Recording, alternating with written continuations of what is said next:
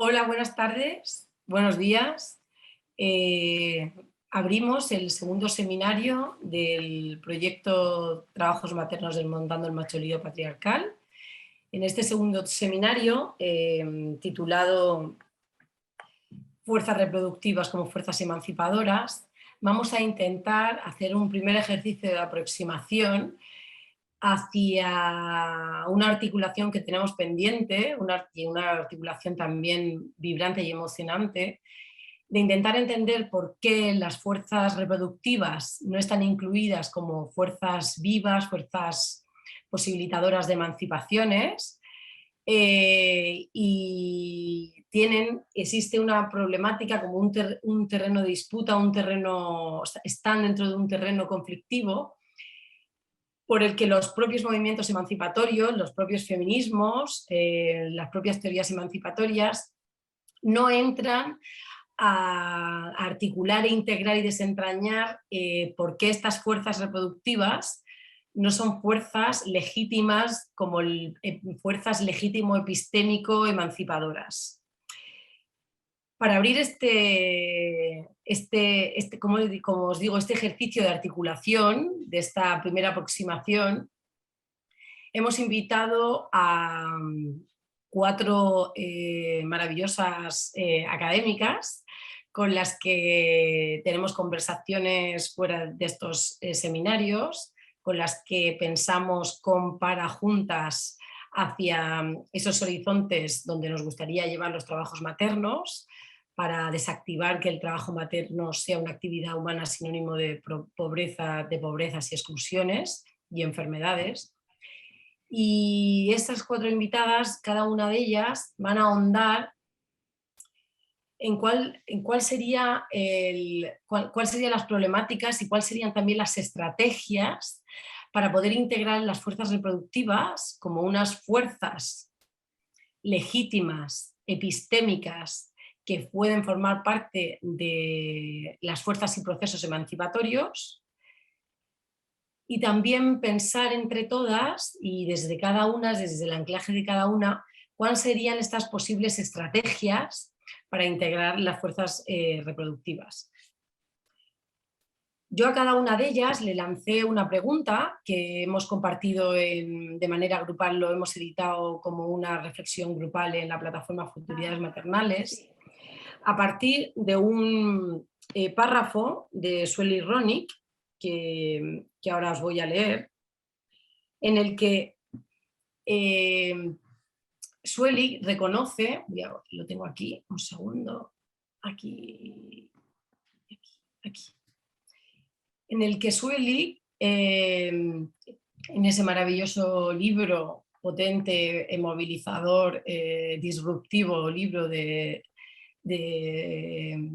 descolonizar todo el proceso de las falointerpretaciones del inconsciente, Esferas de la Insurrección, de 2019, hay un párrafo que yo lanzo a cada una de las académicas que nos acompañan, que a mí me generó como un disparo interno, que con la primera que lo compartí fue con la académica Carol Arcos Herrera, chilena, que es profesora en la Universidad de San Diego, California, que también al compartirlo también entendí que teníamos todo un proceso de articulación por delante, ¿no? Porque Carol también dijo, sí, ahí hay un territorio que tenemos que explorar y articular, porque realmente hay una resistencia, hay como todo como un aparato teórico reactivo para aceptar o para transitar o para iniciar ese proceso de integración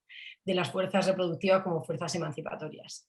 Este párrafo, que os digo que fue un disparador y que os invito a que leáis el libro de arriba a abajo de Esferas de la Insurrección, este párrafo movilizador, disparador, disruptivo, dice de Sueli, parte de la idea de que la pulsión es siempre de vida o voluntad de potencia, como la designa Nietzsche, ya que lo que la vida quiere es perseverar. Diríamos que su destino es por principio afirmativo, variando de lo más activo a lo más reactivo, de lo más noble a lo más esclavo. En este caso, lo que Freud llamó pulsión de muerte correspondería al mayor grado de reactividad, de pulsión de vida, es decir, al grado más bajo de su potencial activo. Entonces, la pregunta que abrimos, que se la voy a ir lanzando a cada una de las académicas y luego abriremos una conversación entre todas y con los públicos, la pregunta que les hago, que ya os digo que hay parte de su reflexión ya publicada en Futuridades Maternales, sería cómo podemos integrar o por qué no hemos sabido integrar o cuáles serían las estrategias para integrar, apropiándonos de toda esta descripción de las fuerzas activas de las que habla Sueli Roney, de las fuerzas que perseveran en la vida, de las fuerzas que posibilitan la continuidad de los cuerpos vivos, cómo integramos en esas fuerzas que buscan el destino más ético, en las maneras de hacer y de vivir, cómo integramos que las fuerzas reproductivas también puedan estar integradas dentro de estas fuerzas activas que perseveran en la vida, que persiguen los destinos más éticos, fuerzas que sostienen lo vivo, pero desde anclajes, desde estructuras no esencialistas, no biologicistas. Solamente antes de darle la entrada a Sofía Jalar, digo a Elena Chávez, que va a ser la primera, perdonad, es que teníamos una estructura y la hemos actualizado en el último momento. A Elena Chávez, yo os quería compartir como una pequeña trama, una posible trama de por qué estas fuerzas reproductivas no se han podido integrar como fuerzas emancipatorias. Creo que la primera pata de esta estructura sería que son fuerzas que históricamente han sido confiscadas en la articulación del Estado-Nación, en la articulación de lo que Lucy Irigaray, que también os invito a que os sumerjáis en su obra, lo que Lucy Irigaray llamaba Estado falogocéntrico. Son unas fuerzas, las fuerzas reproductivas, que el Estado-Nación las ha confiscado y las ha utilizado para toda la construcción de, bueno, todo el andamiaje social, el cuerpo social, desde sus propios deseos y desde sus propias expectativas. O sea, históricamente son unas fuerzas que forman parte de las fuerzas de opresión, paradójicamente, o sea, forman parte de las fuerzas que oprimen a los cuerpos. Entonces yo creo que ahí radica uno de los anclajes, uno de los motivos de la reactividad de ciertos feminismos, sobre todo el blancofeminismo, los feminismos más hegemónicos de las lógicas norte-norte, la reactividad de incorporar esas fuerzas, porque son las fuerzas que históricamente han formado parte de la articulación de los estados totalitarios. Otra pata de esta trama, de por qué no hemos podido integrar las fuerzas reproductivas como fuerzas emancipatorias, yo lo encuentro en la asignación que hay una asignación de género-espacio en las fuerzas reproductivas. Las fuerzas reproductivas están asignadas en el espacio doméstico, en el encierro del espacio doméstico. O sea, identitariamente las fuerzas reproductivas están imbrincadas en un espacio que está construido a partir de la esclavitud doméstica, psicoafectiva, sexual, de la pobreza económica, de la negación del desarrollo del asunto vital propio, están imbrincadas en esta asignación del espacio doméstico, del hogar o centro de cuidados, como un lugar totalmente despolitizado, librado a sí mismo. Esas fuerzas reproductivas, desde estas lógicas, ¿no?, de apropiación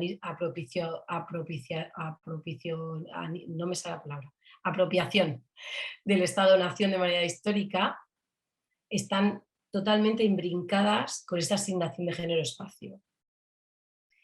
Otra pata que he encontrado en las fuerzas, en esta imposibilidad, ¿no? En este nudo que ojalá con nuestros impulsos teórico-activistas y académicos podamos resolver, es que todavía en el contrato social sobrevuela los fantasmas edípicos y el fantasma de la envidia del pene.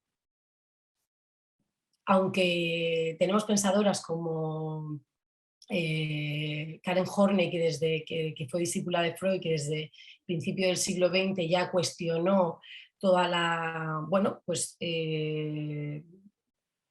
toda la trama del desarrollo de cómo se desarrollan el desarrollo psicosexual en las criaturas. Ella ya se posicionó desde un lugar crítico, lo cual le tuvo como consecuencia bastante aislamiento bueno, y que fue como distanciada de los centros de producción de conocimiento, como podéis imaginar. Aunque Karen Horney ya puso sobre la mesa que en realidad no se podía universalizar la envidia del pene y lo que hay de fondo es que los cuerpos que no tienen falo son cuerpos políticamente, neuropolíticamente devaluados y lo que sea en sí es la situación de privilegio, no el falo. Y también hubo como un impulso muy fuerte en los 70 por voces como la de Lucy Ligaray y Kristeva, donde revisitaron, ¿no?, toda la revisión de despatriarcalización psicoanalítica, ¿no?, de estas lecturas, de esas falolecturas de psicoanálisis, aunque estos impulsos feministas forman parte de toda la andamiaje de la teoría crítica feminista del siglo XX, en el pacto social, que es el pacto que regula, ese pacto social de Rousseau, que está hecho a partir de hombres libres, blancos y buenos. En este pacto social, lo que sobrevuela a partir de lo que se articula es de la envidia del pene.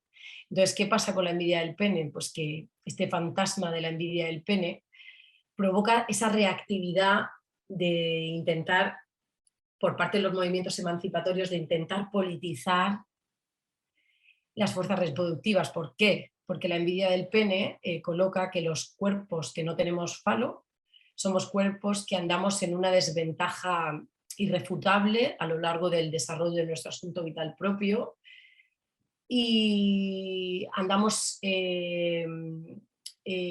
como cuerpos incompletos, y entonces el cuerpo completo solo lo vamos a poder alcanzar o a través del coitocentrismo, de poder volver a tener un falo dentro de nuestro cuerpo, o a través del embarazo como criatura fálica, como representación de otra vez tener algo dentro de nuestro cuerpo que no nos corresponde, y que solo de esa manera, con la introducción del falo, podemos volver a estar completas.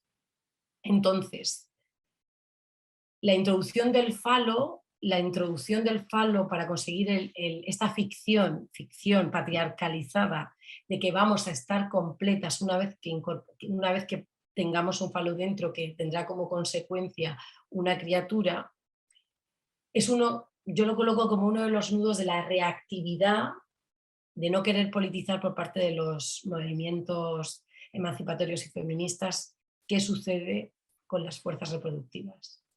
Y yo creo que estamos en un buen momento porque podemos vertebrar, podemos articular unos ejes incorporando todo lo que nos han enseñado las luchas identitarias. Podemos, a partir de ahora, a partir de todos estos ejercicios que hacemos, intentar significar, dotar de otras interpretaciones a las fuerzas reproductivas, sacándolas del espacio doméstico, esa asignación espacio-género, sacándolas de ser parte del aparato de confiscación del útero del Estado-Nación, y también sacándolas de esta ficción de ser parte del andamiaje que posibilita el ser seres incompletos, el ser cuerpas incompletos, aquellas que no tenemos falo. Pues generado este contexto, que me parecía interesante como situar un poco la trama, por lo menos la trama a partir de la que la aproximación a partir de la cual yo he identificado que existe esa reactividad a esta politización, teorización, incorporación de la fuerza reproductiva como fuerzas emancipatorias. Le voy a dar la entrada a Elena Chávez, que es compañera, amiga. Estoy aquí buscando, voy a leer una bio como más seria. Es investigadora del Instituto de Investigaciones Estéticas de la Universidad Nacional Autónoma de México, es docente, curadora y doctora, cuya práctica se centra en pensar otros procesos de emancipación fuera del sujeto a partir de su reflexión. Esto lo lleva haciendo ya más de 10 años, en relación y la relación existente entre estética y política. Además, ha curado junto a Alejandra Labastida, que también forma parte de este seminario, una imprescindible exposición maternal, está ahora mismo en el MUAC, entre el síndrome de Estocolmo y los actos de producción, que yo me atrevo valientemente a situar como un ejercicio poderosísimo dentro de las nuevas luchas reproductivas. Elena, bienvenida. Hola, perdón que tenemos un bichito enfermo aquí. Ay, bueno, si necesitas algo me avisas, ¿vale, amor? Perdón, pues nada, muchas gracias por los espacios, por la invitación, tan necesarios todos estos momentos para trabajar juntas, porque, no sé, creo que una de las pequeñas conclusiones que saqué con Alejandra del proyecto que hicimos fue justamente que todo el trabajo está ahí, está pasando, nada más se trata de ponerlo junto y anudar y hacer como las conexiones para un universo que ya existe, ¿no? No es, mucho habrá que levantar, pero mucho también ya está pasando y me parece que el trabajo maravilloso que hace Luisa y Natalia y cada uno de ustedes es justamente integrar estos nudos, estos nódulos, estas fuerzas que están ahí ya pasando. Gracias por cambiar el orden, así puedo estar con ustedes y también pues cuidando a mi hija, que es lo que toca también.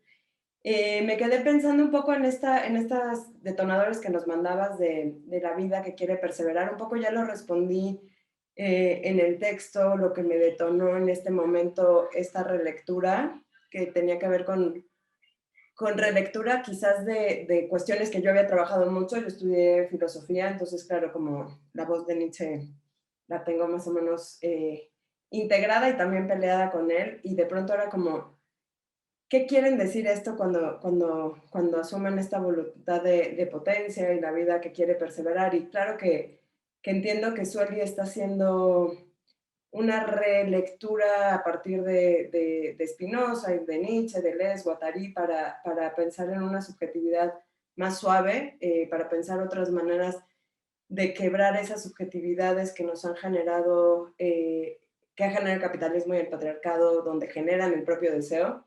Pero de todas maneras me resuena una pregunta que tiene o detona otros problemas que en relación a aquello que llamamos vida, ¿no? O sea, ¿quién es la vida que persevera? ¿Qué es la vida? Y es demasiado humano. Para mí ahora me suena demasiado humano y me preocupa por pensar en estas estructuras temporales también, ¿no? De pensar cuál es la vida que persevera. ¿Es la mía? ¿Es la del virus? ¿Es la del virus que persevera como vida? De pronto me lleva a mí a la necesidad de repensar las nociones de vidas, cuáles son las vidas que perseveran y por qué perseveran, y si son estas formas humanas que nosotros queremos seguir reconociendo, y es esta voluntad de poder que llamaba Nietzsche para perseverar en esta manera tan masculina también, ¿no? Yo sé que Sueli lo está queriendo hacer desde otro lugar y demás, pero me parece que hay problemas ahí que siguen con ciertas tradiciones, pero ayer en la noche pensándolo, lo estaba pensando desde otro lugar, cuando leía tu pregunta de ¿podemos integrar las fuerzas reproductivas de las maternidades antipatriarcales como fuerzas vitales, emancipadoras, no esencialistas y fuerzas vitales? Yo pensaba que quizás un primer momento era asumir que estas fuerzas vivas parten de y vienen y son parte de una energía que no es renovable, que una se cansa, digo lo obvio, pero que una se cansa, se agota, se quema, y que tiene que haber espacios para recuperarse, para renovarse, para volver a desear, para poder existir un poco. Y lo conectaba con el trabajo y con los planteamientos que hace el colectivo italiano Clairefontaine, donde ellos en el texto que es parte del catálogo de la exposición y que pueden descargar si les apetece en la página del MUAC, ahí pueden descargar gratuitamente el catálogo donde está este texto que se llama Raise the Uprising. Ellos llaman en una parte de su análisis hacia el final a la huelga general. Hablan como justamente de todo este trabajo reproductivo como una fuerza, como una energía que no es renovable y que ante esta contundencia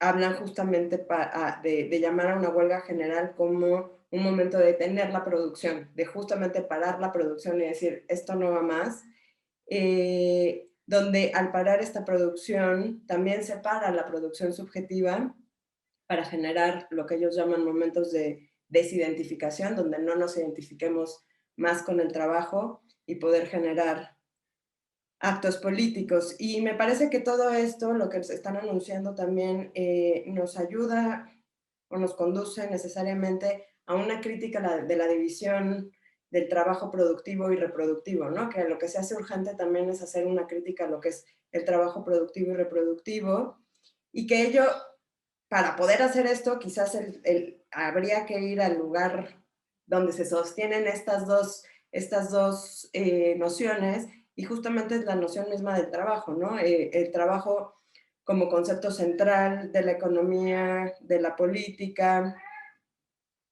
¿Qué, mi amor? Ah, muy bien.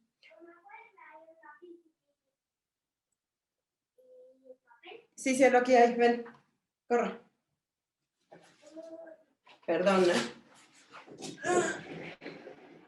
Ahora está hablando mamá. ¿Me das 5 minutitos? Sí.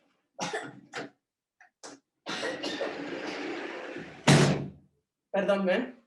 Bueno, eso, que justamente que quizás donde está el punto es también hacer una crítica al trabajo como concepto central de la economía y de la política, y que hemos visto además,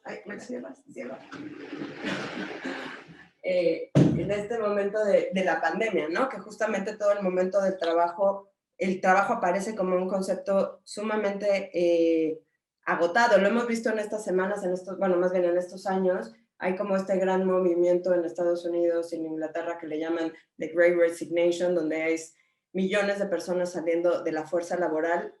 Ojo que todavía falta mucho análisis de entender bien a bien qué está pasando, si realmente es una salida de la fuerza laboral o es entre la precariedad del trabajo, buscar trabajos que sean menos exigentes o que te demanden menos o te quemen menos y te otorguen un poquito más, o simplemente es estar flotando entre trabajos, asumiendo que el trabajo ya no es el lugar de la proyección social, subjetiva, política y demás. Y también habría que ver que había un análisis que leía sobre el tema que en realidad eran las mujeres las que estaban saliendo de la fuerza de trabajo. Y esto era por obvias razones, porque no se puede estar trabajando y cuidando, ¿no? Es decir, fue muy al inicio de la pandemia, hubo un artículo en The New York Times que era, en la pandemia puedes escoger entre tener un hijo y tener un trabajo, pero las dos cosas al mismo tiempo es imposible. Y resulta ciertamente imposible. Ahora estamos en un pequeño mejor momento, pero bueno, todavía es todo muy endeble en relación a los cuidados hacia las estructuras sociales que permitían el trabajo a muchas de nosotras, ¿no? Es decir, si tenemos que estar cuidando de tiempo completo, pues no es muy fácil tener una vida, las que tenemos el privilegio además de tener un trabajo, de sostenerlo, ¿no? Sostener las dos cosas se está volviendo existencialmente imposible. Entonces, de pronto me parece que quizás lo que se vuelve central es atajar directo al problema del trabajo, atajar directo tenemos un problema con el trabajo como esta construcción que se origina en el capitalismo, anclado con la racialización, anclado con el patriarcado, que hacen este nudo de la modernidad, bajo las promesas también como, no sé, quizás como Weber anunció también que se anudan con la religión y que se anudan con el protestantismo y con la ética, ya no funcionan, no están funcionando y tendríamos que buscar, y no funciona esta división entre productivo y reproductivo, porque francamente este trabajo reproductivo es productivo, está produciendo seres vivos, está produciendo vida, está produciendo inteligencia, está produciendo fuerza para el capital.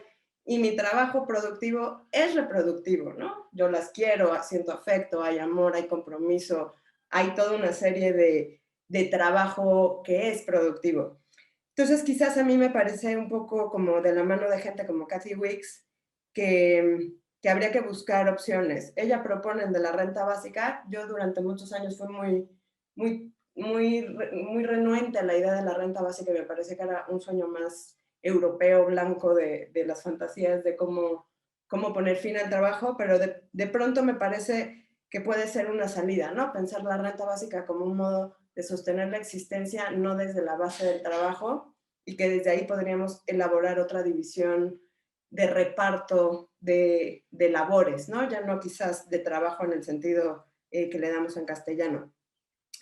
Y esto también porque sitúa un horizonte para todas, todos, todos aquellos que estamos o que están fuera del tiempo de la producción, de la subjetividad de la producción, de las demandas de la producción, de las políticas de la producción, y que no solo somos las madres quizás somos el ejemplo más contundente, y claro, sobre todo las madres de hijes pequeños, que sabemos que es la bruma, es el momento de estar completamente aturdido. El otro día estaba con un bebé chiquito y me acordaba del aturdimiento total, ¿no? De estar aturdido, como concepto heideggeriano casi del ser. Pero justo no solo somos las madres, ¿no? Son la gente, las madres, los viejos. No sé. Espera. Voy a poner. Espera, que es que tenemos. Ya. Las madres, los viejos, la gente que está envejeciendo, la gente enferma con problemas de salud, con problemas de salud mental, con malestares. Y claro, cuando uno empieza a hacer la suma de toda la gente que no llega al tiempo de la producción, pues es que quedan muy poquitos que sí pueden existir en esas temporalidades y en esas demandas, ¿no? Pienso mucho en el texto de Joanna Hedva, de Sick Woman Theory, no sé si lo conocen. Es un muy bello texto donde justamente explora la enfermedad y cómo es quizás el espacio donde debemos generar como otras comunicaciones, y donde quizás es la vida que persevera, pero tendríamos que hacerla desde la batalla que tenemos que tomar. ¿Y cómo hacemos esa batalla contra este mundo del trabajo que no nos deja existir a millones de personas, ¿no? Quizás a todas. O sea, es decir, es que no llegamos, no sé si les pasa, pero el otro día platicaba con una amiga que me contaba que tiene un síndrome, que se sentía como, ¿cuál es la palabra? Como estafadora, como que mentía. Y le decía, es que todas mentimos, ¿tú crees que todas vamos, o sea, que podemos con esto? No podemos, vamos haciendo malabares para que parezca que somos muy eficientes, pero pues hacemos lo que podemos. Y este texto de Joanna Hedva dice algo muy bonito, se los voy a leer, es una cita de este texto, y dice, because once we are all ill and confined to the bed, sharing our stories of therapy and comforts, forming support groups, bearing witness to each other's tales of trauma, prioritizing the care and love of our sick, pained, expensive, sensitive, fantastic bodies, and there is no one left to go to work, perhaps then finally, capitalism will scratch to its much needed, long overdue, and motherfucking glorious halt. ¿No? Que es como, lo traduzco rápidamente, porque tal vez una vez que todos estemos enfermos y confinadas a la cama, compartiendo nuestras historias de terapias de confort, formando grupos de soporte, siendo los testigos de todas nuestras historias de trauma, priorizando el cuidado y el amor de nuestros enfermos con dolor, caros, sensibles y fantásticos cuerpos, y no haya nadie más que vaya al trabajo, tal vez entonces finalmente el capitalismo chirreará para su gran y su necesario y su jodido glorioso fin, ¿no? Que es como este momento de decir, bueno, es que quizás cuando todas digamos, es que ya no va más, es que ya no doy más, es que ya no damos más, podremos poner como fin y crear esa otra vida, pero quizás el primer momento es poder asumir, o un poco lo que quiero decir es, quizás el primer momento es poder decir, es que esta energía se gasta y se acaba, y tenemos que tener un momento de cuidado de ella para poder también insistir en ella como una fuerza de lo común, una fuerza de vida, una fuerza que jale, pero que sea esa fuerza que toma prioridad y no que es la que nos está jalando porque no llegamos al otro ritmo, porque no llegamos. O sea, digo, hoy yo que llevo 3 días en esta versión, pues es que no llego. No llego a las demandas de mi trabajo, de mí misma, del capital, de la sociedad. Entonces, no sé, por ahí era un poco como andaba en estos días, quizás también afectada por la idea de enfermedad, por la sensación de cansancio, de agotamiento, y preferirme por allá. El texto de Joanna Hedva de verdad es una de las cosas más lindas que yo leí en estos años y que me ayuda mucho a pensar no solo en las madres, sino en todos estos cuerpos que no pueden entrar a lo productivo, que siempre están luchando para poder tener un momento ahí. Pero bueno, lo dejo ahí porque creo que ya me extendí. Y ahora platicamos donde quieran. Muchísimas gracias, Elena. Apunta una cosa que luego te la lanzaré de vuelta. Le vamos a dar paso a Sophie Jalart. Sophie es profesora asistente del Instituto de Estética de la Pontificia Universidad Católica de Chile. Es doctora en Filosofía e Historia del Arte e investiga actualmente la trama entre maternidad, materialidad en el arte contemporáneo chileno y desde epistemologías feministas. Querida Sophie, bienvenida. Gracias, Luisa, y de nuevo gracias a ti, a Natalia, a Violeta, por formar y hilvanar esta instancia de conversación entre todas ustedes. Bueno, yo, la verdad, más que comentar sobre mi respuesta, que dejé en escrito la pregunta que nos mandaste, que fue publicada en la plataforma de Futuridades, me gustaría intentar de juntar distintas imágenes y puntos que vi salir una y otra vez en las respuestas de las demás. Y me pareció muy interesante la manera en que hay nociones, palabras, quizás dichas de una manera u de otra, pero que vuelve y que dentro de la formación, de la articulación de una voz colegial y bastante intertextual, hay que decirle, hay muchas citas, ¿no? Entonces hay este puente también transgeneracional, transhistórico. Quizás podemos empezar a dibujar los contornos de una respuesta frente a esta gran pregunta que nos haces. Quizás empezando con un punto que yo menciono en mi respuesta escrita, que tiene que ver justamente con la posibilidad de pensar los trabajos maternos fuera del apropianismo histórico o de las lógicas patercentristas. Quizás de manera muy pesimista no creo que haya una fuera. Y por lo tanto hay, y de hecho como Elena lo dice muy bien, ¿no? Hay siempre como una recuperación o una corrupción política, económica, consumerista de los trabajos maternos en sus dimensiones materiales, aprovechándose muchas veces de la interconexión de lo material y de lo emocional, de lo afectivo en esas relaciones, ¿no es cierto? Por lo tanto, si no hay una fuera, ¿dónde está? ¿Dónde se sitúa este nudo de los trabajos maternos?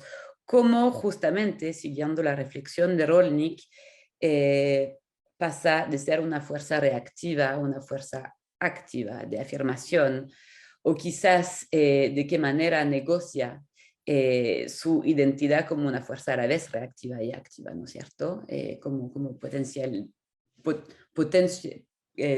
potencializar su posibilidad política y de resistencia. Y Y leyendo todo lo que estaban respondiendo las otras, y de hecho pensé como en uno de los comentarios que hace Marina, de que en un contexto de pandemia estábamos todas encerradas en nuestras casas, sumergidas por la maternidad y buscando burbujas, volveré a la figura de la burbuja, pero de ocio, ¿no? Nos damos vuelta hacia como la serie y lo que nos llega de vuelta en la cara son ficciones maternas, justamente, o sea, como la maternidad como omnipresente y al mismo tiempo siempre como una suerte de presencia espectral, fantasma, ficcional, que nunca nos permite poner el dedo sobre lo que duele, pensando quizás en Barthes. Y me quedé pensando en esa, la maternidad como no lugar, la maternidad como utopía, en el sentido el más como literal de la palabra, que siempre se ve representado en la sociedad a través de reflejos que son reflejos distorsionados, ¿no es cierto?, de lo que podría ser nuestra experiencia. Y al mismo tiempo, frente a este no lugar y como el pozo de vacuidad que podría abrir, ¿no es cierto?, encuentro en los textos de mis compañeras imágenes que tienen que ver con redes, pluralidad, comunidad, tentáculas. Me interesó mucho esta idea también, es la imagen de la tentácula de la cual habla Elena, de hecho, y que yo había ocupado en mi texto, pero para hablar justamente del poder tentacular, patriarcal, neoliberal, cuando se trata de recuperar las fuerzas maternas. Y me conmovió mucho ver de qué manera en el texto que escribe Elena, las tentáculas son mucho más cercanas quizás al pensamiento que tendría Haraway sobre como el pensamiento tentacular, como propuesta de cómo resituarnos frente a vidas humanas y no humanas, cuando tenemos que pensar el futuro, que es siempre como un imperativo de los trabajos maternos también. Y dentro de esas redes, esas comunidades, esas tentáculas materiales, afectivas, de qué manera se van armando voces. Y aquí yo creo que hay un punto también que hacer sobre eso, ¿no? Como las respuestas que hemos estado elaborando son nuestras y al mismo tiempo siempre como toman de otras voces. Sale Preciado, sale Virginia Woolf, sale Ana Longoni, sale la poeta McNish, Rolnick, por supuesto, Maggie Nelson, y todas estas redes de voces también que van tejiendo esta textura de los trabajos maternos, me parece, de cierta manera, empezar a apuntar hacia la dirección que podremos tomar cuando nos preguntamos por el futuro de los trabajos maternos como fuerzas de emancipación.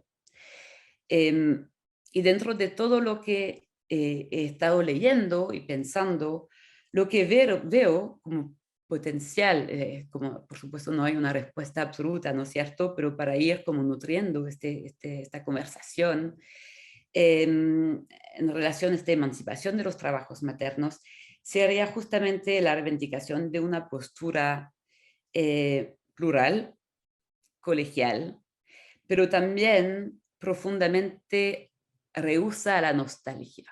Y eso es un tema que me ha interesado también, ver de qué manera, frente a la urgencia tal vez de los trabajos maternos, quizás frente a la subyugación, ¿no?, de su estatuto en la sociedad, no hay espacio para la nostalgia. Y eso tiene que ver también con una experiencia que tuvimos todas durante la pandemia, cuando poderes establecidos, poderes políticos, estaban hablando o llamando o soñando con un regreso a la normalidad. Y yo creo que para muchas mujeres, madres o otras personas que cumplen con trabajos de sostén, la normalidad es problemática. La normalidad hace parte del problema. Y esta nostalgia por una pre-efervescencia, más de una efervescencia prepandémica, no nos hace sentido. Y yo creo que una puerta quizás o una primera clave de respuesta está justamente en la radicalidad de rechazar la nostalgia.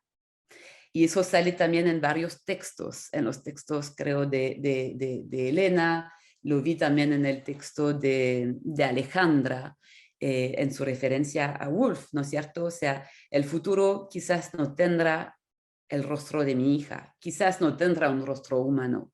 El futuro es también rechazar, un futuro de emancipación por lo menos, es rechazar las semisoluciones que nos quiere ofrecer la sociedad de falsas educaciones. Ahí estoy pensando en las madres, en Three Guineas de Woolf, ¿no? que como que llaman a que arden esas instituciones de educación, porque justamente son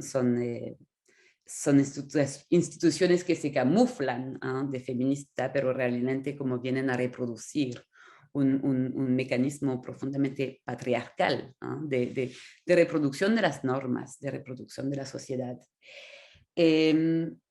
Y por lo tanto, esta no nostalgia está justamente en enfrentarse en un futuro que ya está presente, que quizás no tiene cara humana, que quizás ofrece algo en el cual no nos reconocemos, pero tener la radicalidad de mirarla enfrente.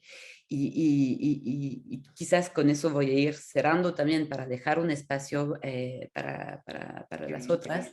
Pero ver de qué manera eso se hace siempre en una radicalidad que siempre va a ser en conversación, en diálogo, en escucha con las demás. Y por lo tanto, pensando en la resistencia frente a un orden enfermo, en el cual los trabajos maternos no tienen un espacio, pensar en soluciones políticas, poéticas, que van a pasar más bien desde el adentro. Por eso hablo como de la disrupción como una fuerza corrosiva. En otro texto sale la idea de la burbuja en las redes. Yo creo que tiene que ver con eso. De qué manera la resistencia desde adentro es una resistencia también blanda, afectiva y que construye un futuro por problemático que sea, ¿no es cierto? Esos son mis como esbozos de respuestas y de reflexiones. Pues muchísimas gracias, Sofía. Le voy a dar paso a Marina. Voy a hacer una pequeña introducción. Marina es académica en la Universidad de Victoria, en Canadá, y junto con una colega con la que abren, con la que Olga Albarrán Caselles, ahora mismo está, Olga no ha participado, iba a participar porque está en un concurso público, ¿no, Marina? Ambas, tanto Marina Betagio como Olga Albarrán, son impulsoras del grupo de investigación Maternidad, Reproducción Social y Cuidados en la época neoliberal, en 2020, y del seminario Repensar los cuidados en el Antropoceno, aspectos sociales, comunitarios y medioambientales. Y además están ahora mismo con las manos en la masa de una publicación sobre maternidades antipatriarcales. Bienvenida, Marina. Pues muchísimas gracias a Luisa y a todas las organizadoras y a todas las colegas, a todas las creadoras que estamos aquí. En primer lugar, además de agradecer a todas ustedes la posibilidad de compartir este espacio, quisiera reconocer que lo que estoy haciendo, lo estoy haciendo con Olga, Olga está en esta entrevista de trabajo, entonces esto también no forma parte cuando hablamos de los trabajos, ¿no? Y de las personas que tenemos la suerte de tener un trabajo, ¿no? Y de lo difícil que es compaginar el pensar, el maternar y el tratar de conseguir un trabajo sólido, ¿no? Un trabajo que nos dé algún tipo de estabilidad.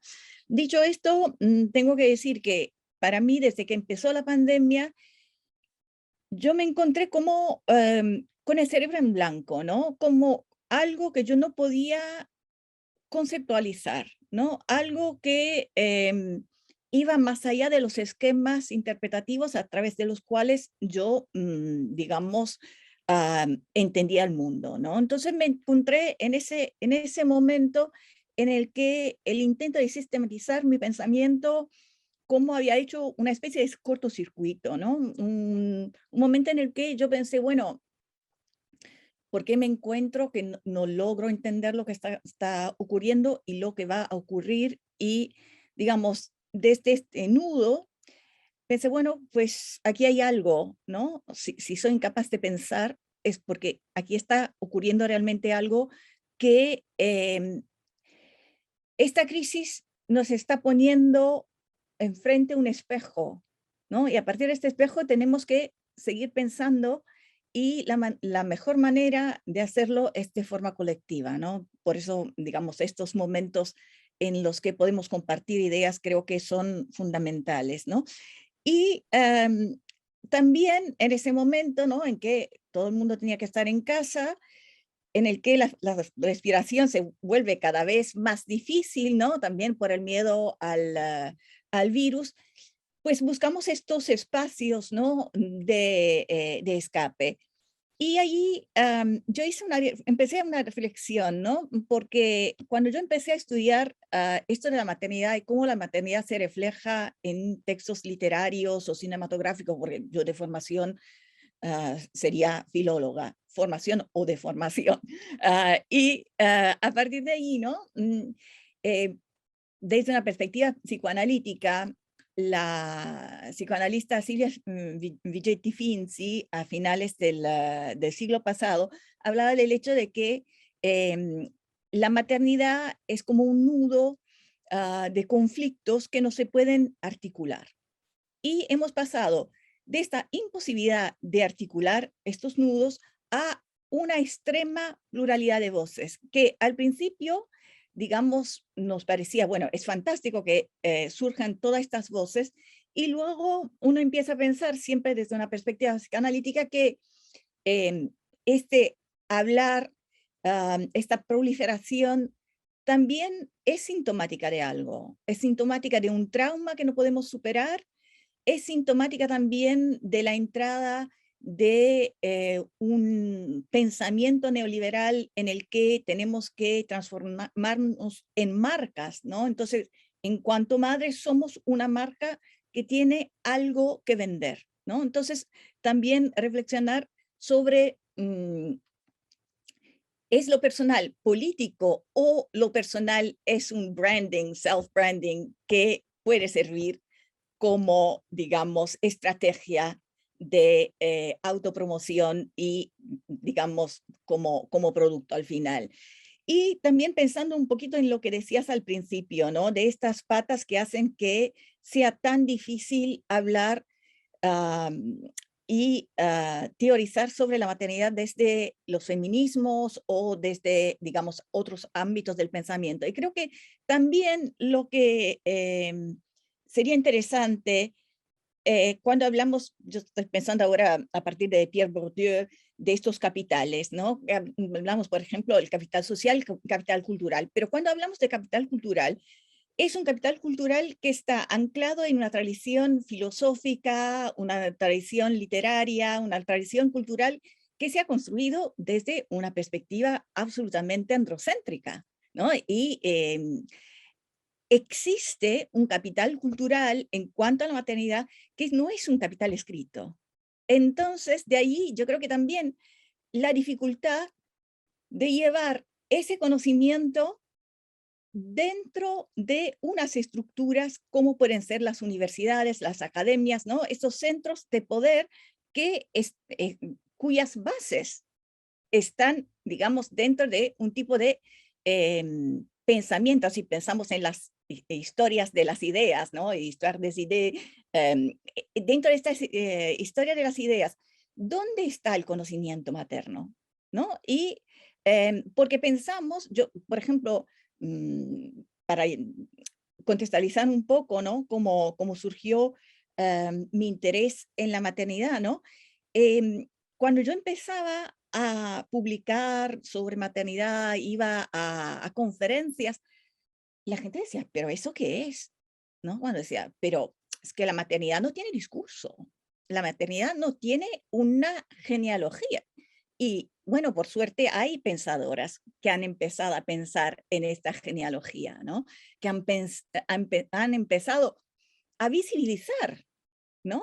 Todos estos mecanismos que han permitido que solamente ahora, ¿no? También la maternidad dentro del arte se pueda, es algo que se pueda pensar desde la perspectiva de las creadoras, ¿no? Entonces, yo creo que nos enfrentamos a toda una serie de opresiones y de violencias que contribuyen, y luego lo que Sofía empezó a mencionar, ¿no?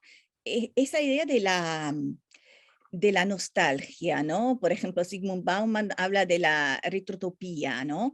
Esto de pensar que tal vez existe como una Arcadia, ¿no? Un momento feliz, que si volviéramos a ese momento feliz, ¿no? En cuanto, por ejemplo, a la relación con la maternidad, ese momento feliz jamás existió, ¿no? Y yo creo que en ese sentido todavía hay muchísimo que estudiar y muchísimo también que reivindicar, y al mismo tiempo, digamos, cómo poder pensar de una forma emancipatoria mientras estamos, digamos, con estas fuerzas capitalistas, neoliberales, ¿no? En este momento que muchos pensamos que tal vez sean de gran transformación, pero todavía no sabemos en qué dirección irá esta transformación, ¿no? Y parece que es un momento en el que, más que nunca, ese sujeto, yo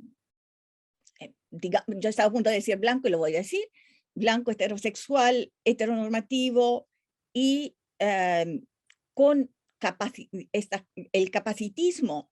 O sea, el capacitismo en este momento es como fundamental, ¿no? Todas las personas que tengan cuerpos más vulnerables se encuentran en una situación de total vulnerabilidad, ¿no? Entonces, me parece que es, por un lado, sumamente necesario hacer este ejercicio, reconociendo cómo estamos en un momento en el que estas fuerzas van mermando, tenemos cada vez menos energía, porque esta energía no es renovable, o sea, y las que más sufren, o les que más sufren, son los cuerpos más vulnerables, ¿no? Entonces, estos aspectos también están muy presentes. Bueno, me estoy un poquito enrollando y no sé cuánto tiempo, no miré el reloj cuando empecé a hablar, y creo que ¿cómo podemos, digamos, seguir en la lucha, seguir en la batalla, ¿no? Y primero, creo que con redes de apoyo mutuo, ¿no? De pensar en común, de reflexionar, de salir de estos mecanismos de extractivismo extremo, ¿no? De explotación y autoexplotación, pensando en común y apoyándonos, ¿no? Entre todas, todes y todos. Bueno, todos, no sé cuántos serán los todos. Pero bueno, un poquito caótica mi reflexión, pero estas eran algunas de las cosas que quería, digamos, mencionar. Y luego, también, digamos, esta idea de la construcción de las nuevas, no solamente identidades, sino también estructuras nacionales, ¿no? Bueno, a eso a lo mejor volvemos más tarde, que haría una cosa que la digo o no la digo. Bueno, de momento no la digo y luego vamos a ver. Gracias. Muchísimas gracias, Marina. Bueno, espero que luego lo compartas en la conversación. Pues le voy a dar paso a Alejandra Labastida.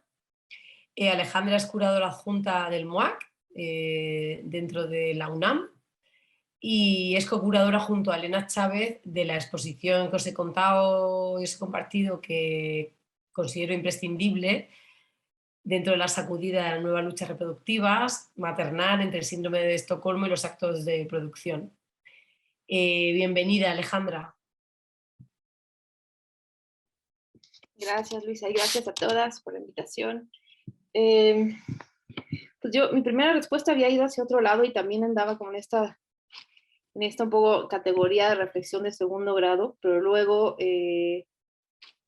se atravesó la cuerpa y se atravesó la experiencia. Entonces ahora mismo estoy embarazada de 4 meses y de eso de pronto regresa al cuerpo y a la experiencia de una manera que muy fuerte. Y es algo que hemos estado como platicando mucho Elena y yo, y lo pensábamos mientras hacíamos la exposición, que decíamos, bueno, por supuesto que hay gente que está trabajando esto sin haber tenido la experiencia, pero es poca, no la encontramos fácilmente. O sea, hay algo de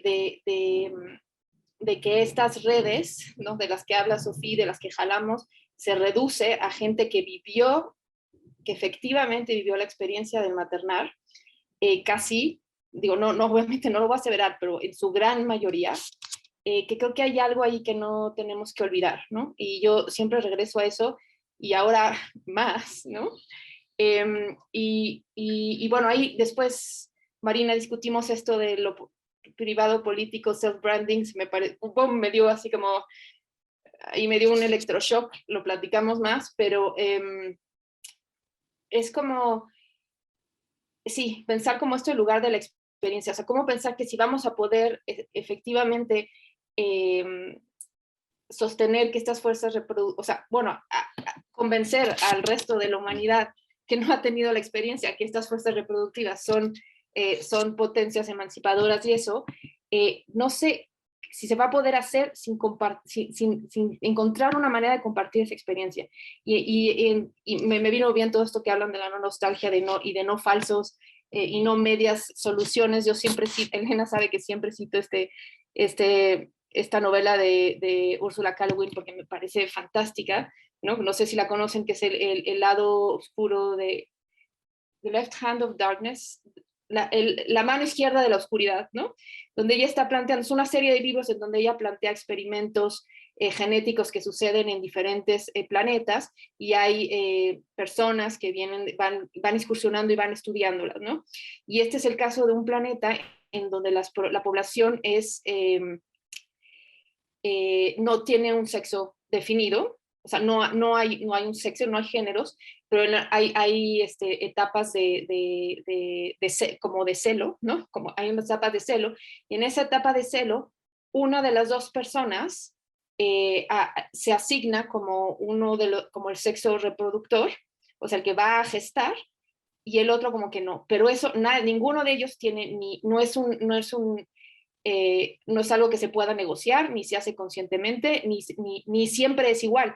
Una persona que alguna vez le toca ser la que gesta, le puede en la siguiente ocasión no ser la que gesta. Entonces, eso hace una efectiva y clara y contundente equidad de la experiencia del cuidado, y es muy interesante porque esta persona, como explorador que está estudiando esta sociedad, se está preguntando como ¿por qué habrían hecho sus antepasados este experimento genético? ¿Qué motivo tenían detrás? ¿No? Porque no había ninguna solución, o sea, no había una respuesta clara de mejor supervivencia o para la especie, entonces no entendía por qué había sido el experimento. Y al final termina, una de sus hipótesis es que era un experimento para terminar la guerra, que en el momento en que tú quitas el sujeto, el cuerpo violable y el cuerpo violador, se desestructura toda una, pues sí, una estructura de violencia, ¿no? y que porque efectivamente era una sociedad donde no había guerra. Sí había ciertas violencias, pero no había guerra.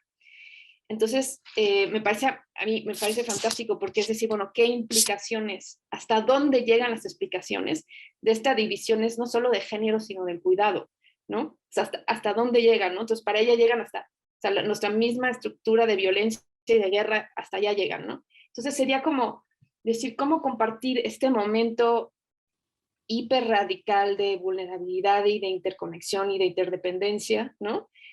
Ahora me preguntaba, tengo un hijo de 6 años y me preguntaba, oye mamá, pero si tú te mueres, ¿se muere mi hermana?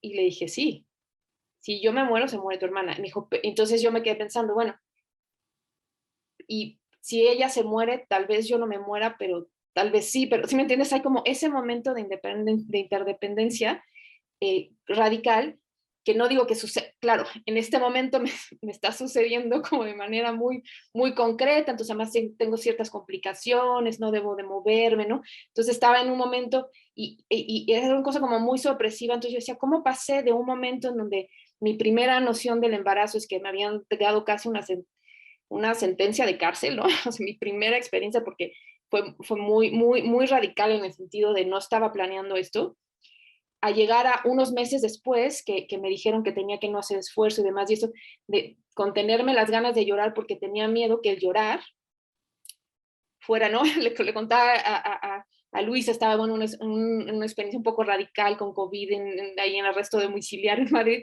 entonces que decía que no lloraba porque me daba miedo que eso fuera demasiado esfuerzo y que eso afectara a la bebé. Entonces, como en unos meses pasé de pensar que esto era un arresto, un arresto domiciliario en sí mismo, ¿no? La experiencia de embarazo, a no querer llorar para cualquier cosa que fuera, o sea, ¿no? O sea, contener todo mi ser para la supervivencia de este otro ser. Entonces, creo que eso es muy radical en el embarazo, pero que no es exclusivo y que la experiencia misma del cuidado, sobre todo en los primeros años, también genera este tipo de interrelación, vulnerabilidad, empatía, etcétera, con otros seres, y que de pronto a lo mejor, y bueno, y eso lo leemos una y otra vez más en todas estas redes de mujeres a las que bueno, a las que hacemos alusión todas, no sé si hay algo ahí como que como una propuesta como hiper concreta, pero yo estoy ahorita en un momento hiper concreto, en un pensamiento hiper concreto, como les decía, pensar en ese momento, o sea, insistir hasta el final en la equidad del cuidado, o sea, en que que esta experiencia se comparta de manera completa, lo más que se pueda, o sea, sé que hay una parte biológica que, ¿no? Pero realmente hacerlo como una manera, o sea, que se esté un poco en el centro de la agenda, pensando que más allá de todos estos discursos, y de luchas entre la envidia del útero, la envidia del pene, o la envidia, todas estas cosas de luchas de poder de pronto, sería tal vez mucho más potente la experiencia como tal, ¿no? O sea, como realmente obligar, no sé, obligar a la gente, o sea, hacer pasar a la gente por esta experiencia pudiera realmente, como lo plantea Ursula K. Le Guin en el cuento, realmente tener un cambio muy, muy radical y en ese, para pensar estas fuerzas reproductivas desde un lugar de potencia, ¿no? Y no de reacción. O sea, que en el momento que fuera realmente compartido, esto pudiera efectivamente dar un paso. O sea, de pronto a mí, estando en este momento, es como muy, muy concreto y me da la sensación de que podría ser uno de los pasos que pudiéramos, sobre los que pudiéramos insistir. Además de las narrativas, por supuesto, hay que luchar contra las narrativas y hay que hablarlas y hay que, ¿no? Y hay que discutirlas. Pero de pronto pienso que la experiencia misma del cuidado es la que puede abrir esos caminos de manera como más potente y contundente, ¿no? Y no sé si fue muy breve, pero más o menos lo quería como dejar por ahí para que empezara a discutir, ¿no? Porque me interesan muchas de las cosas que dijeron. Y así.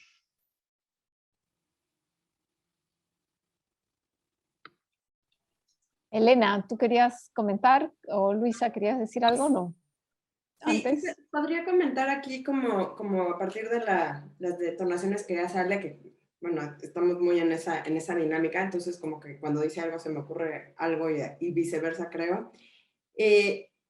Siento que un poco es lo que intentamos hacer, ¿no? Con la exposición, finalmente mucha gente que ha visto la exposición, si son madres y tienen una experiencia como muy puntual, pero hay un montón que no, es gente súper joven, o sea, lo que estamos viendo, sobre todo en las últimas semanas de reapertura, es un montón de público, mayoría mujeres, pero mucho público, de diferentes identificaciones sexogenéricas, que están muy conmovidas, conmovides y que están repensando esa experiencia. Entonces, finalmente creo que también desde el campo del arte, eso es lo que estamos haciendo, ¿no? Por eso hicimos este proyecto que era como, por un lado, anudar los hilos de todas estas conversaciones y toda esta maremoto de mujeres trabajando en relación a esto, pero también destapar hacia lo público en un sentido de abrir esta conversación. Otra de las cosas que Alejandra siempre decía cuando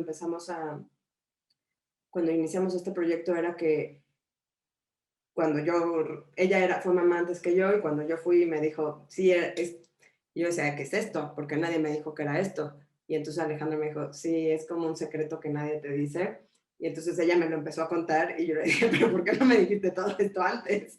Y entonces un poco como también el juego de la exposición era decir, pues vamos a compartir el secreto. O sea, todas estas cosas pasan y necesitamos como abrirlo, ¿no? Es decir, también abrirlo un poco, la radicalidad de la experiencia de estar embarazada es brutal, pero por un lado no todo el mundo tiene que pasar por ahí y aún las que pasamos lo vamos olvidando de alguna manera que también es brutal.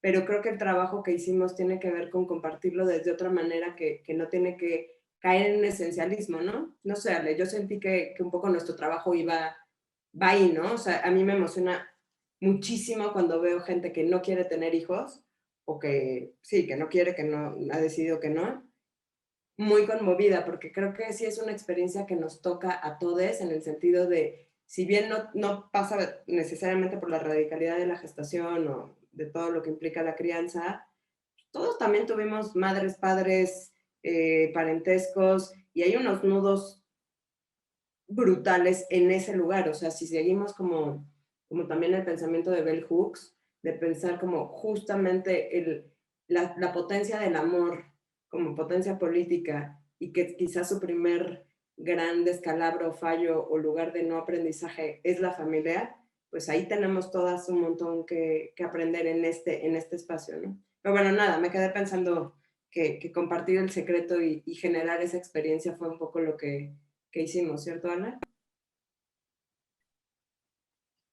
No, además, para quienes hemos tenido la suerte de estar, realmente es como mil puertas, ¿no? Que se abren y que cada uno de los trabajos da para hacer una exposición, 3 tesis, 2 libros, ¿no? Es que es una experiencia, como dices tú, Elena, por la que todos hemos pasado, todos somos hijes, ¿no? Todos somos hijes y eso es algo como muy central en nuestra vida, ¿no? Y lo duro es que esa centralidad no está pues en la centralidad de lo público político ni en las decisiones y recién empieza a estar de una manera más crítica en nuestras reflexiones. Bueno, no recién, pero digamos, estamos visibilizando la complejidad, la expropiación, el aislamiento que implica en nuestras culturas esta experiencia. También estamos empezando a generar dimensiones utópicas, ¿no? Hay algunos antecedentes, pero estamos imaginando toda la transformación y toda la centralidad que, digamos, la transformación a nivel estructural, ¿no? Que implica. Los trabajos maternos no son un elemento, digamos, periférico, ¿no? Están justamente en la centralidad de la manera como hemos organizado la vida social, política, económica y cultural. Pero, digamos, creo que una de las cosas que siento en sus ponencias también, en sus reflexiones, es que frente, digamos, a ser visible, ¿no? Por un lado, que creo que es central, ¿no? Y que hay que expandir esa visibilidad crítica, ¿no? A todos los sectores posibles, ¿no? Frente también a la utopía, ¿no? A imaginar otras cosas, otras maneras, hay una dimensión que es la vida cotidiana, ¿no? Y cómo traer esas utopías que empezamos ese pensamiento, digamos, transformador a nuestras vidas más en el cotidiano, porque seguimos dentro de la estructura, ¿no? O sea, como dice Sofía, quizás, claro, dentro de esa estructura tenemos que corroerla, pero digamos, una de las cosas que creo que a mí me enriquece y me fortalece más en ese proceso es las redes, ¿no? Es empezarlo a pensar juntas, ¿no? A partir de las cosas que vamos leyendo, a partir de las cosas que vamos viendo, a partir de estos momentos de conversación, porque no es fácil. O sea, por ejemplo, en las grandes marchas que hemos hecho contra la violencia, decimos, tocan a una, tocan a todas, pero a la hora cada uno está sola en su casa, ¿no? Lidiando como puede con esto, ¿no? Y no es fácil que las otras tengan tiempo para venir a auxiliarte, ¿no? No es fácil tampoco pedir ayuda, no es fácil, digamos, estamos en un tipo de sistema que, digamos, otra de las respuestas que también se están barajando es la apuesta en lo común, ¿no? Pero no es tan sencillo tampoco lo común también implica conflicto, implica tener que negociar, implica tener diferencias, ¿no? Entre las propias que estamos aquí, entonces creo que uno de mis sueños, así como todavía no me puedo ir a vivir al campo, una de mis estrategias está orientada a traer un poquito de la vida de campo a mi vida en la ciudad, ¿no? Entonces, ¿cómo podemos traer un poco de esos cambios a nuestra vida cotidiana, ¿no? Y establecer distintas formas de redes que nos permitan hacerlo cada día más sostenible y que se expanda, ¿no? Antes de Sofía, ¿tienen ganas de intervenir? Después de Sofía, mientras vamos esperando también si hay algunas preguntas o si las personas que están acá van pensando algunas cosas que quieren seguir discutiendo, vamos a ver un poquito de la web que cambió esta semana frente a la semana pasada y que nos permita también traer desde lo sensible un poco de lo que estamos también pensando en otro, desde la visualidad, desde lo audiovisual, ¿no? Sofía. Sí, gracias Natalia. No, solamente como retomar esta idea de compartir el secreto, porque me parece tan central y tan importante y tan como quizás el punto de fricción, que es también una fricción productiva, de la relación que se puede armar entre los trabajos maternos y los nuevos feminismos. Yo creo que muchas de nosotras, quizás es un tema generacional también, pero al momento de tener hijos nos encontramos frente a un inmenso tabú que nadie nos comentó nada, desde la parte más visceral de la experiencia hacia la parte sobre la cual hablaba Luisa al inicio, ¿no? La más profunda de lo que significa tener una identidad, que no es un hecho dado, terminado, separado del mundo, y que todo eso se abre, el cuerpo se abre, la identidad se abre a través de la experiencia de la maternidad, que por supuesto es un proceso muy nutritivo, muy enriquecedor, pero también profundamente demolidor y potencialmente traumatizante, sobre todo para las personas para quien la maternidad no fue deseada. Y por lo tanto, yo personalmente cuando tuve a mi primer hijo, fue una de las quejas que tuve en contra de mi madre, de ¿por qué no me dijiste nada? ¿Por qué no me comentaste? Y quizás justamente porque pertenece a una generación para quien el feminismo no quería incluir esta parte psicoafectiva de la maternidad, mantenerlo solamente como un campo de lucha social, pero aparte del resto. Y por lo tanto, bueno, nada, solamente como felicitar a las curadoras de la exposición que no vi, y lo lamento mucho, y acabo de descargar el catálogo, porque esta idea de compartir el secreto, no solamente como un proyecto social, pero también como un proyecto estético, me parece muy, muy importante para los feminismos y las maternidades que se vienen. Gracias. Violet, ¿nos Sí, compartes pantalla? Sí. Voy a poner la cámara. Antes de compartir pantalla, me gustaría mencionar que me han movido, la verdad, que mucho todas estas reflexiones en torno a la maternidad. Para mí ser madre fue también empezar una nueva relación con mi madre, que, bueno, falleció hace mucho tiempo, ¿no? Y descubrir ese gran secreto que comentabais, ¿no? De repente, pues también despertó como un sentimiento de profunda admiración, ¿no? Como a ese lugar desde el que venía.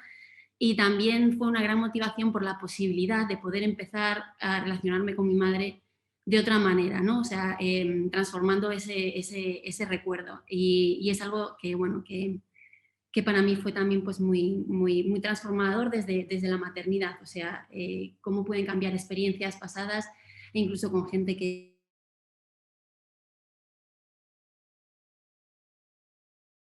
legging que menciona Alejandra, sobre todo porque, más que nada, por abrir, o sea, como por abrir la posibilidad, ¿no? O sea, de entender la maternidad siempre como posibilidad. Y me encanta también lo de el futuro, a lo mejor no tiene la cara de mi hija, porque yo ahora tengo un bebé de 3 años y siempre pienso, le voy a regalar una muñeca, un muñeco, para que lo cuide, pero cuando cuida del perro de mi amiga X que se va de viaje, pienso que también está maternando, ¿no? Y que es una forma de, o sea, entender la maternidad de una forma muy expansiva, ¿no? O sea, extenderlo a la sociedad, y que el farmacéutico de enfrente puede estar maternando también, ¿no? Mientras nosotras estamos trabajando, haciendo otras cosas. Y las genealogías es algo también que me mueve mucho, lo importante que es nombrar, ¿no? Cuando estamos faltas de narrativas, pues hay que hacer un trabajo, ¿no? Por crear genealogías. A mí siempre me ha gustado y me ha interesado como pensar a través de las artistas, ¿no? Y he hecho como ese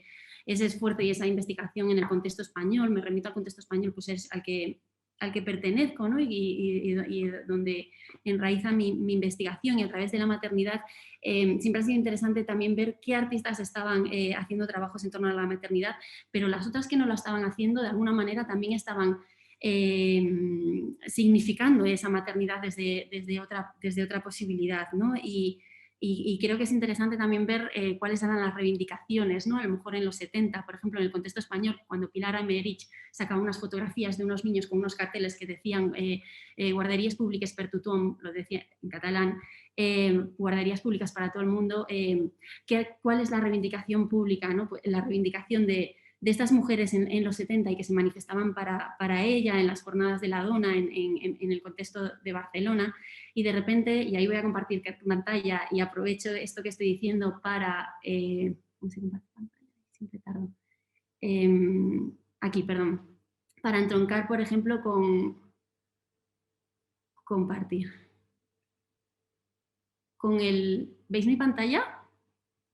Sí, ¿no? Vale, perfecto.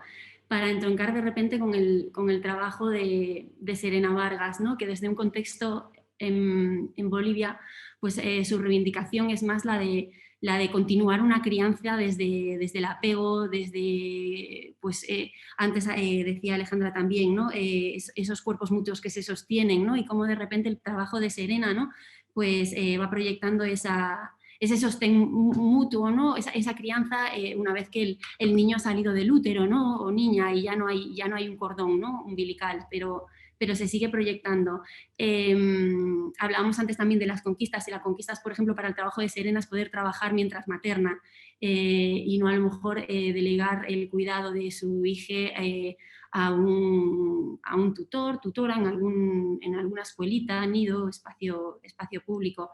En torno a ese gran secreto tenemos aquí, por ejemplo, el trabajo de Catherine Paucar. Quería solo moverlo, porque las obras se mueven un poco para crear esos contagios, esas posibilidades, ¿no? que yo siempre insisto, que es interesante como que la ordenación venga del usuario y no tanto de las comisarias. Es interesante el trabajo de Paucar porque ella como que utiliza el dibujo como una herramienta que, bueno, ya he sabido, ¿no? Que es una herramienta un poco un poco, puede ser una herramienta terapéutica, ¿no? Y cómo de repente, pues la imagen empobrecida que diría Ethos Taylor, ¿no? De una imagen que se difunde en las redes sociales y por su amplia difusión pues va perdiendo, se va empobreciendo, ¿no? Como de repente paucar parte de esos espacios colectivos como pueden ser foros. Aquí hay otra de ella en un foro, esta es creo, que se llama Madre Tierra, que es un foro que existe en Perú, ¿no? para volcar el malestar desde la maternidad, cómo ella reproduce ese desahogo que llega a voces que ni ella misma conoce, ¿no? A través del dibujo, como una forma como de contener, ¿no? Un poco ese grito y habla un poco de esa imposibilidad de a quién lo cuentas, cómo lo cuentas, cuáles son los lugares ahora de desahogo, y cómo la técnica del dibujo pues de repente lo devuelve como a esa intimidad. Aquí de repente sale la pregunta del seminario, ¿no? que nosotras planteamos todo el tiempo las preguntas en forma de interrogación, ¿no? para evitar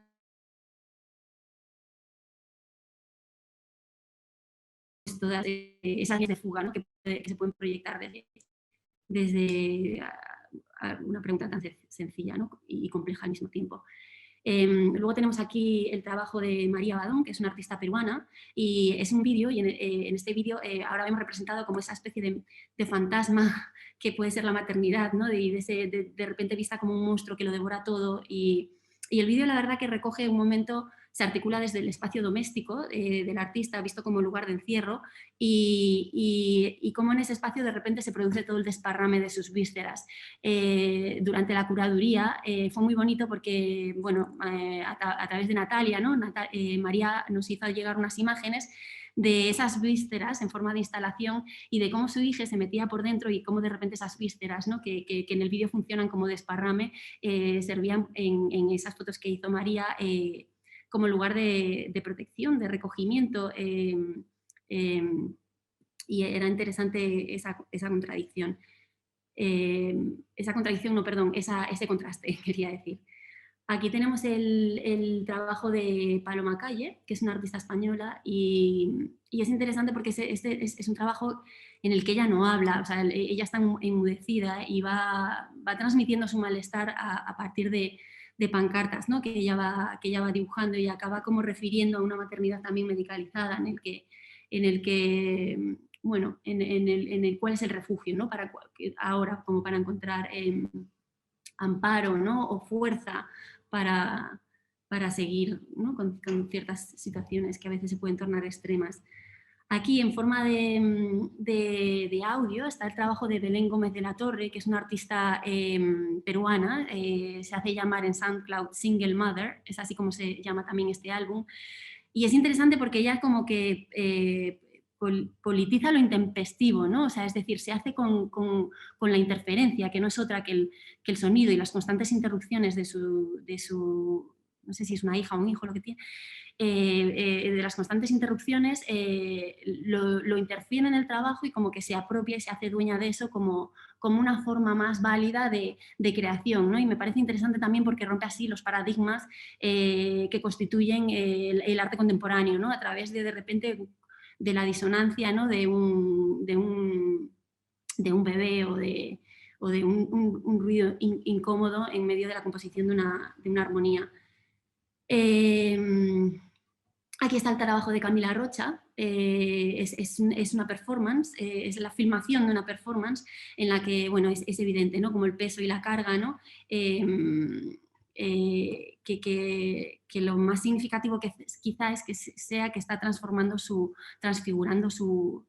rostro, ¿no? Está sosteniendo toda esa carga con la cabeza, ¿no? Que hace resonar como cuando tienes la cabeza llena de... No sé quién decía el otro día, tengo la cabeza llena de leche, y me gustó mucho, no sé dónde lo leí, como esa imposibilidad de pensar o de pensar... bueno, cuando estás como muy ocupada, ¿no? con otras cosas que te impiden hacer esos anclajes, ¿no? con el mundo capitalista. Además es interesante también que utiliza la cestería, que es un elemento más que proviene de la artesanía, del hacer pesado, ¿no? Y lo que le está haciendo explotar la cabeza es más como una pala que refiere más a ese mundo industrial, ¿no? De construcción, mecanizado, no sé. Volvemos atrás y quería, ahora que hablábamos de Camila, ir al trabajo de Gabriela Rivera. Aquí tenemos un scroll porque son 10 imágenes en la que ella utiliza piel de un animal, que creo que es pollo, sí, es pollo, y como que va tejiendo una máscara, ¿no? El trabajo de este trabajo se titula Cría cuervas y, no sé, nos parecía interesante también que recurría a un refranero popular, ¿no? Que dice cría cuervos y te sacarán los ojos, y igual es interesante ver cómo ante esa falta de genealogías, ¿no? Como en un refranero popular pues, se pueden volcar también esos malestares y cómo ella de repente pues, transforma, ¿no? ese refranero a través de un trabajo, y además hace un trabajo intergeneracional en el que, bueno, aquí está pues, la tercera generación, ella y su madre.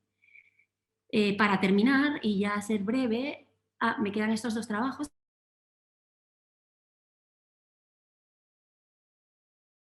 Los trabajos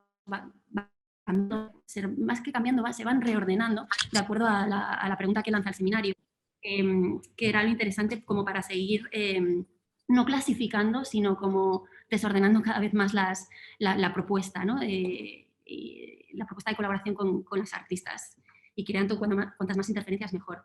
Está este trabajo de Camila Cavalieri, que es, bueno, no le voy a dar a play, es una filmación 24/7, lo cual esto es muy capitalista también, 24/7, de cómo se va formando un queso, y este queso está formado por 3 leches de 3 especies diferentes, ¿no? Vaca, cabra y Natalia. No sabemos quién es Natalia. Bueno, hablábamos, no sé quién mencionaba antes también esta cuestión de interespecies, pero es bonito pensar como desde las especies que se acompañan, ¿no? y cómo esta interespecie pues, puede generar pues, un alimento nutritivo o un experimento. ¿Y ahora por qué se me abre esto? Perdón, perdí la web, pero me quedaba solo por mencionar, espera un segundo que vuelvo, el trabajo de vida de Laura Fong y Ella Prosper, que es también en una situación de encierro, que como puede ser la COVID, porque puedan haber más situaciones de encierro y con sus consecuentes violencias, pues la verdad que es un canto a la vida, ¿no? Si algún día estáis tristes o deprimidas, os recomiendo mucho ver esta obra. Y con esto yo creo que daría ya paso a las preguntas.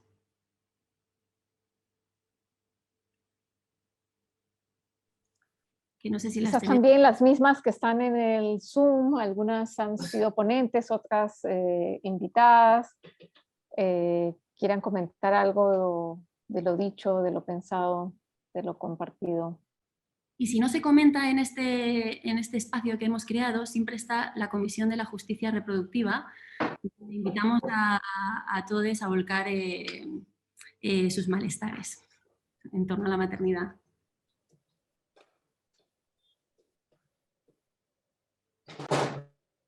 He dejado de compartir, ¿no?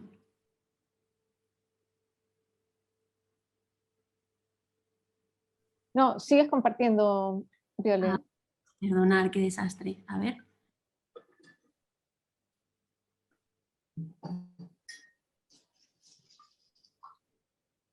Ya.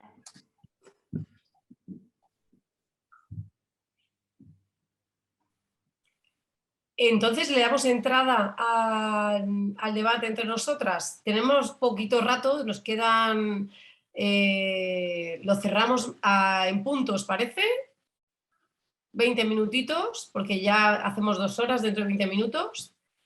Y ¿alguna de vosotras tiene alguna pregunta, alguna reflexión que compartir? Creo que Gabriela estaba levantando la mano, le podemos dar la palabra. ¿Gabriela? Sí, hola, gracias, son súper interesantes las reflexiones. Y bueno, varias cosas. Bueno, por una parte, era Alejandra que habló del secreto. También tú que hablaste, claro, de maternar tal vez con tu hijo que cuide a un perro, ¿cierto? Bueno, y pensaban en esta idea como del secreto y de lo que no se, que no viene dentro de, no sé, de lo que nos enseñan dentro del sistema, ¿cierto? Capitalista, occidental, etcétera. Eh, Pensaba en lo fuerte que significó también la misma pandemia, repensar cada uno sus privilegios, su forma de estar criando, también el agobio, y me pasó a mí bueno, justo estaba estudiando, estaba viviendo en otro país, tenía que terminar una maestría, tenía que terminar un proyecto, mis hijas estaban en casa mientras yo estaba estudiando y tenía que hacerles como clases, ¿cierto? Que cosa que vivimos la mayoría de nosotras. Aún así tenía un compañero con el que co-criamos, pero bueno, fue horrible, fue súper complejo, pero aún así, no sé, como que dentro de ese hastío, eh, fue súper interesante como, no sé, como que en un momento no quería hacer nada. Y por unas cosas extrañas de la vida, otra fotógrafa me propone trabajar en torno a reflexionar acerca de la maternidad en estos momentos de la pandemia. Y bueno, en un principio no quería aceptar, pero luego, mientras estaba con ellas en la vida cotidiana, empecé a recolectar cosas que tenía y con las que las cuidaba, empezar a reflexionar acerca del cuidado y la transmisión intergeneracional, de que tú te cuidas con cítricos, no sé, como un poco ir retomando esos secretos que nos han ido dando nuestras ancestros, ¿cierto? Bueno, que la cura, y en el fondo no la cura, sino que prevenir cualquier enfermedad, es con cualquier enfermedad vinculada como con los resfríos, etcétera, es con cítricos, y fue ahí como dándoles todos los días cítricos que empecé con la vida cotidiana a construir una máscara, que es lo que más me gusta hacer, a construir máscaras para ella, máscaras para mí. Entonces era un poco eso, como pensaba en esto del secreto, que de repente el secreto está o nos lo han dado de alguna manera, no está abierto, pero que en este portal de la crianza como que se abre, no sé de qué manera, como que empiezas a recibir señales y a retomar algunas cosas que te habían dicho y vuelves a ir preguntando, no sé, como un poco eso, compartir esa experiencia.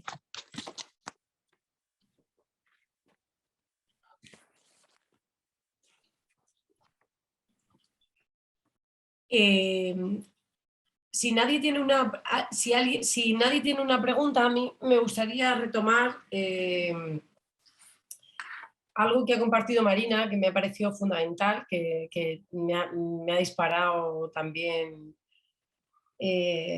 como un lugar que nos toca también dotar de andamiaje, y es la inexistencia del capital simbólico, el capital epistémico de las maternidades, o sea, la inexistencia de ese nombrado desde la legitimidad, ¿no? de los altavoces epistémicos legítimos, de lo materno. No existe, Marina. Y quería preguntarte por ese capital, ¿cómo podríamos nombrarlo? Como capital de lo materno, capital de la continuidad de lo vivo, ¿cómo podría ser? Bueno, yo creo que es una gran pregunta, ¿no? Porque digamos que para mí fue algo experiencial, ¿no? De darme cuenta de que pensamos que los saberes son los saberes que han institucionalizados, ¿no? Entonces, por ejemplo, hay una película francesa que en la que la protagonista es una estudiante que está haciendo el doctorado en filosofía y luego tiene un bebé y se encuentra con el hecho de que ella no sabe cómo cuidar a ese bebé, ¿no? Entonces, hay una escena en la que dice, bueno, yo leía Derrida, yo leía Heidegger, yo leía a Nietzsche, pero no puedo hacer que esta niña deje de llorar, ¿no? Entonces, todo este conocimiento, que es un conocimiento oral, un conocimiento que nunca ha entrado, digamos, en las academias, ¿no? ¿Cómo podemos recuperarlo y cómo podemos darle a este conocimiento también una validación social, ¿no? Porque yo creo que en parte también la escasa valoración de la maternidad dentro del ámbito social es el hecho de que una mujer podría ser analfabeta y ser madre, ¿no? Entonces, esto es algo que no cabe dentro de los esquemas de un conocimiento que pasa por esos filtros, ¿no? Académicos, estos filtros, y como la idea de que lo más fácil en absoluto es ser madre y maternar, porque las mujeres siempre lo han hecho desde, digamos, el origen de la especie humana, y lo han hecho sin manuales, sin, ¿sabes? Sin ir a la escuela, y luego yo creo que las que nos hemos criado y formado dentro de este, yo creo que también sería necesaria una reflexión como mujeres hemos pasado por un proceso de escolarización y somos, o académicas, todas hemos pasado por, digamos, un entrenamiento que vive de espaldas a lo que es el maternar, ¿no? Y entonces esto también nos constituye como sujetos. O sea, yo cuando tuve a mi hija, yo me puse a pensar cuántas obras literarias he leído en las que la protagonista fuera la madre que tuviera la palabra y no se explicara cómo era ser madre. ¿Cuántas, bueno, obras de arte? Yo soy italiana, miles de Madonnas, miles, pero todas, digamos, pintadas por hombres, y estatuas de la Piedad, pero dentro, y explicadas dentro de cursos de historia del arte, siempre desde una mirada androcéntrica. Pero ¿cuándo hemos tenido acceso a ese relato materno? ¿No? No entra dentro de nuestros currículums, ¿no? O sea, a mí me parece súper interesante que la formación académica y también, no sé, los filósofos que hablan de la vida, bueno, la vida, pero digamos, invisibilizando a los cuerpos que dan vida, ¿no? Entonces, bueno, creo que Alejandra estaba a punto de decir algo. Sí, ahí quería conectar con lo que dijiste, que me movió también un poco, porque hay esta cosa de precisamente las jerarquías de saberes, ¿no? Qué saberes son válidos y cuáles no, y distintos contextos, y precisamente el saber de la experiencia del maternar nunca ha tenido ningún lugar. Entonces, ¿cómo? Y por otro lado entiendo lo que dices, por ejemplo, ahora mismo, no sé, la exposición de maternar, que peleamos mucho por encontrarle un lugar, ahora es, bueno, o sea, todos los discursos de premios de mujeres, la universidad lo está usando como panfleto, o sea, como que llenó su casilla de género. Entonces, gente que no tiene nada que ver con nosotros, ni tuvo nada que ver con el proceso, nos pide textos sobre la exposición porque lo que ellos quieren decir, claro, miren, estamos haciendo esto, ¿no? Ahora sí es interesante, importante, ¿no? Entonces, ahora de pronto hablar de la maternidad podría ser, pues esto está de moda y es el branding, ¿no? Y ahora sí pues, te estás aprovechando, subiéndote el tren, ¿no? Cuando en realidad llevamos años tratando de hacer este proyecto. Pero entonces, ¿cómo negocias esto que hablas del self-branding y demás y eso? Y cómo reconocer estos saberes, o sea, es que sí un poco la estrategia que hemos tenido, incluso en los textos del catálogo con Elena, que a mí me costó muchísimo porque me sentí muy vulnerable, es hablar de lo no solo personal, hiperpersonal, ¿no? Entonces todo el tiempo yo le decía a mi mamá, es que no sé si estoy siendo exhibicionista, ¿no? Pero entonces, es esa misma es eso mismo, nos autocallamos, es esa misma autocensura, ¿no? ¿Cómo voy a estar hablando de eso? ¿Por qué a quién le va a interesar lo que a mí y yo? ¿Y por qué eso va a ser, no? Porque eso va a ser un saber, porque eso que viví va a ser un saber.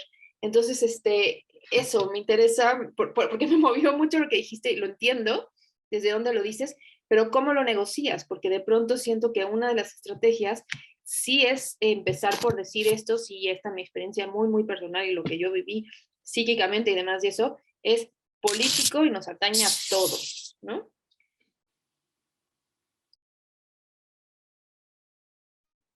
Cecilia. Hola, ¿todo bien? Escucha, para hablar perdón porque me olvidé el nombre, con Marina, perdón. Hola Marina.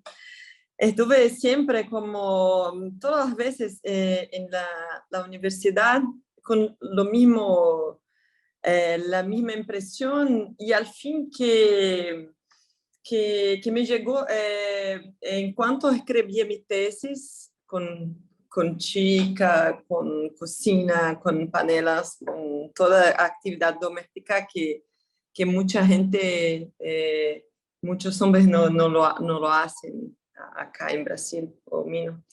Y que existe el poder generativo del cuerpo con úteros. Es como, es una especie de, la verdadera fuente de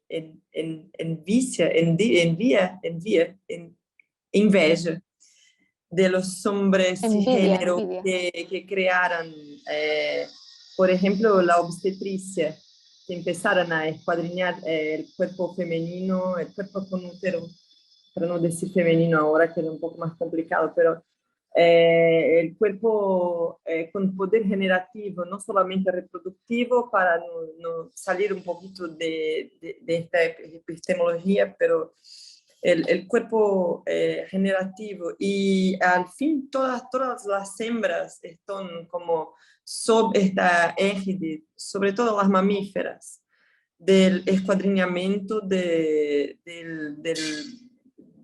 saber médico legal sobre los cuerpos con úteros. Y además, una cosa que me había tanto recordado que Marina dijo que esta cosa que lo sé todo sobre Kant, sobre Hegel, sobre Heidegger, sobre todo, pero cómo se crea, cómo se genera creando, cómo se crea creando una vida con esta impresión de estar también con una otra perspectiva de vida. No es solo la tuya, la tua mirada, pero es la mirada también de la crianza, de la infancia, etc. Como un perspectivismo materno, que los padres, los hombres cis, prenden mucho más tiempo para tener también. Que la academia es sobre todo esta cultura de conocimiento occidental que nos forma, nos deforma también.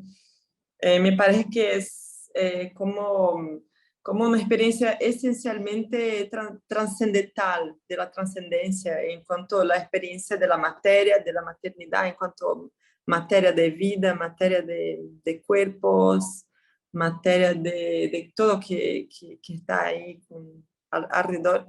Es la experiencia más radicalmente inmanente humana, de una cierta manera, porque como es súper atravesada por el cuerpo y tiene la cuestión de la leche, etc. Entonces, una de las mías militancias hoy, en los días de hoy, es justamente por la extinción de la paternaje, que las conocemos, no la gustamos, pero de más maternajes paternas. Son experiencias más inmanentes y menos trascendentes, como la figura del padre, que es súper patriarcal también. Es eso. Gracias, Marina. Gracias, Cecilia. Estamos contra el tiempo. Elena y Sofía quieren hacer dos cositas puntuales, pero las invitamos a todas las presentes y que pasen la voz a sus redes porque tenemos 2 seminarios más y nada, esto está para conversar muchísimo más tiempo. Un agradecimiento a todas. Como una Elena. breve, cuando estaba escribiendo un texto justo reflexionando sobre nuestros procesos curatoriales de Ale y mío y pensaba en esta idea del secreto y hablaba sobre ello.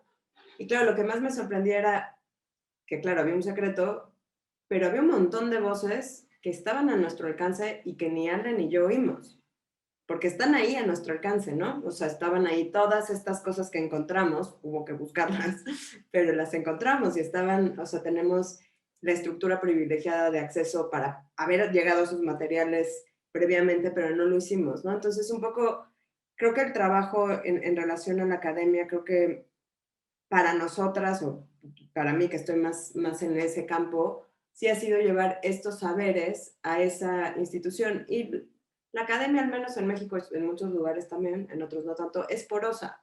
Entonces también se puede ir metiendo, de repente yo ya llevo 2 semestres con currícula puramente feminista, donde se habla mucho de maternal, donde se habla de cuidado y va entrando a esas capas. Entonces, claro, a mí no fue mi experiencia, o sea, yo entré a este campo, digamos, pues ya grande, ya después del doctorado y con un libro sobre Rancière y donde solo hablo de hombres y me dediqué a hacerles el trabajo de traducir sus textos, no traducción literal, sino hacerlo comprensible para los estudiantes y de pronto me harté y ya, ¿no? Pero creo que también hay un trabajo que es el nuestro, que es ir incorporando estos saberes y darles la dignidad y darles el peso y darles la especificidad que nosotros vamos pudiendo construir, donde justamente vamos compartiendo herramientas. Ese es el trabajo que hacemos dentro de la universidad o de los diferentes espacios educativos, en mi caso es la universidad, y que ahí es donde trabajamos. Y sí, es un poco raro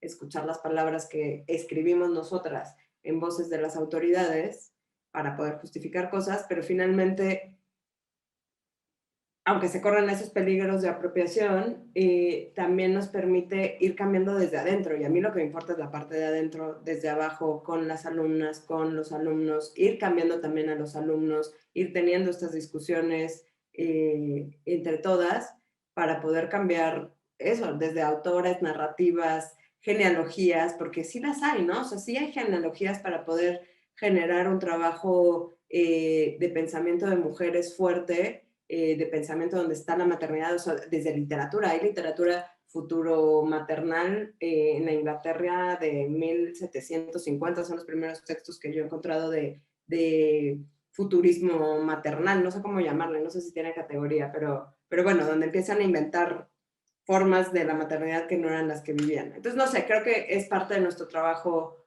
hacer eso, ¿no? Y que hay cierta porosidad, no es que como de pronto dicen en mi universidad que ya estamos en un momento post-patriarcal, pero hay cierta porosidad que puede permitir un trabajo por venir al menos. Y eso sería todo. Gracias a todas y qué gusto. Y las que estén, si pueden, o las que, si alguna anda de paseo por la Ciudad de México, nos avisa y hacemos visita. Nos encantará que la vean.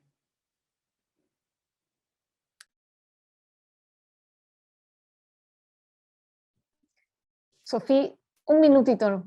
Sí, no, ahora tengo una duda de si hablar después de Elena, porque lo que voy a decir quizás es mucho más, mucho más mundano, pero pensando en lo que comentaron sobre como la praxis materna como forma de producción epistémica, quería abrirlo también, o sea, de cierta manera nos quedamos a veces como limitadas a nuestros círculos académicos o artísticos, y si bien retomando quizás como el fenómeno del self-branding, efectivamente como tenemos mucha razón de ser críticas de esa como nueva manera de repensar la supermadre, ¿no?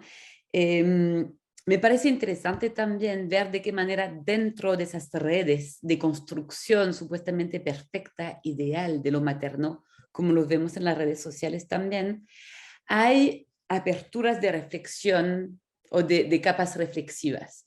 Y solamente quería compartir un dato de una newsletter que he encontrado muy interesante, que se llama Mothers Under the Influence, que está escrito por una socióloga que está escribiendo su tesis doctoral sobre las madres de Instagram, y en el cual justamente como no emite juicios muy cerrados sobre lo que sería como esta recomercialización o mercantilización de esas madres, y más bien trata de ver de qué manera existe ahí también una politización de lo íntimo, quizás en los rincones menos como sospechados. Así que ella se llama, le voy a dar su nombre porque es importante citar las personas, Catherine Jesser Morton, y si les interesa y si leen el inglés, les recomiendo mucho sus newsletters en el cual analiza justamente esos fenómenos. Eso nomás, y muchas gracias por este evento. Marina, solamente si puedes decirnos una perla de 1 minuto, porque ya nos quedan 3 para cerrar. No, ya estaba pensando que era súper interesante, por ejemplo, algunos textos que han salido ahora, por ejemplo, Línea Negra de Jasmina Barrera, que probablemente conocéis, sobre todo en México, ¿no? O sea, estos textos que nos permiten relacionarnos también con toda una genealogía que, como decía Elena, estaba allí, ¿no? Ya existían artistas que habían dado visibilidad al maternar, ¿no? Entonces creo que también es un momento interesante en el que es posible, ¿no? Expresar y crear y reflexionar y visibilizar, ¿no? Todas estas cuestiones. Así que gracias a todas por este momento en común.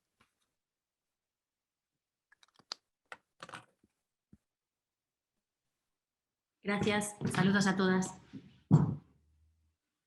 Gracias a todas. Nos vemos pronto.